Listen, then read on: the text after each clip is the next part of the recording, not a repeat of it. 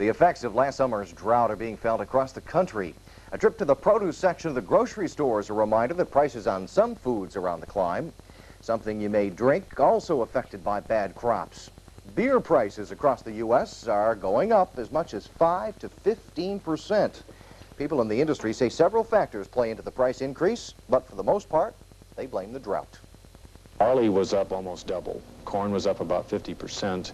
And we've also had a 6% increase in aluminum costs passed along just this spring. So all those things rolled in together have meant, enormous operating costs for us. Officials at Miller Brewing say they don't expect to see more increases next year, but they say it depends on the weather. New York City is in a drought emergency because of low reservoir levels. Now, a mysterious leak in a building somewhere in the city is costing approximately 1 million gallons of water each week. The problem's been going on for over a year. Officials are still trying to decide where that leak came from. Well, we've been getting a little bit of wet weather the last couple of days, helping bringing those reservoir levels up. Yeah, we had a chance to get a couple inches of rain, especially right when those reservoirs are over the next, maybe 36 hours, and so they may fill up in a hurry.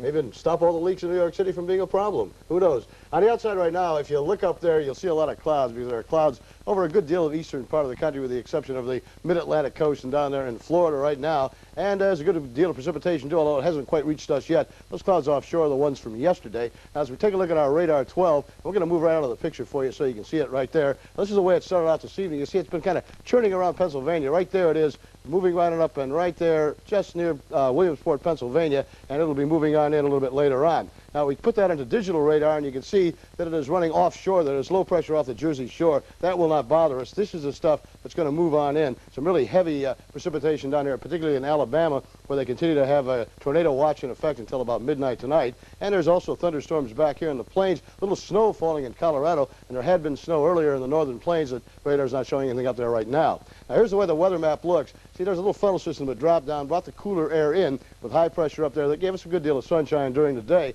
But the problem is this low pressure down here is getting all formed, moving our way. Lots of moisture being pulled up from the Gulf, and that'll override that frontal system, and we'll begin to get showers before the night is over. And then that low will be just about in Ohio by tomorrow night. By that time, we will have had some heavy rain. It'll move on through off to the coast. We'll continue to get heavy rain tomorrow night, and probably a little bit of rain, too, into Friday. And then it'll backlash to some showers or flurries during the day on Saturday. Looks like Sunday will be a clear day, and probably the only one we'll have in the whole 5-day forecast. Now, as far as that flow of air, you can see there's a jet stream running right across Canada. That keeps that really cold air to the north, and that's why when that front came through, the bottom didn't drop out. We had temperatures in the 70s, then we dropped down to about normal temperatures for this time of year. This flow coming up from the Gulf, though, is going to bring a lot of moisture up, and that's why we expect like 2 inches of rain, and we do have a watch in effect for flooding. That's tomorrow afternoon, though, and tomorrow evening, and it's only a watch right now. Temperatures will get fairly mild tomorrow, 40, 45 degrees, which is about normal for this time of year. Nice and warm along the Gulf into the 90s down there in southern Texas,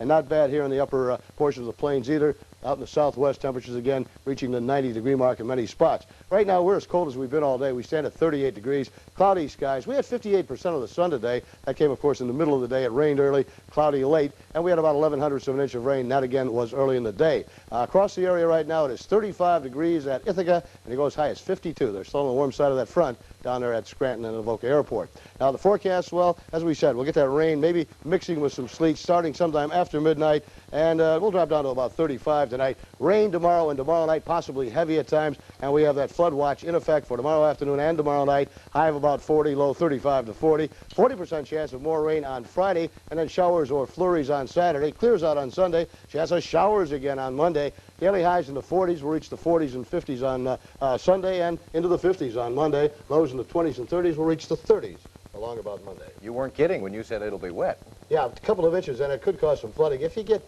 about 1.25 inches, you might get some minor flooding in the streams, and then you get up to 2 inches, you got to start watching the rivers. Yeah, I guess so. All right, thank you, Bob. Now, when we come back, a media blitz for some four-legged residents of the White House. We'll be right back. So you're looking for a new GMC truck? Pretty smart. Well, why not get your new truck the smart way? Lease it with GMAC's Smart Lease program. You'll get low monthly payments, drive more truck for the money, and get a guaranteed purchase price at the termination of the lease. Plus, you'll get membership in GM's travel plan at no extra charge. Pretty smart. Find out about Smart Lease. See your Southern Tier GMC truck team dealer today. Imagine a game with over 70 million prizes, enough for 1 out of 3 people to win.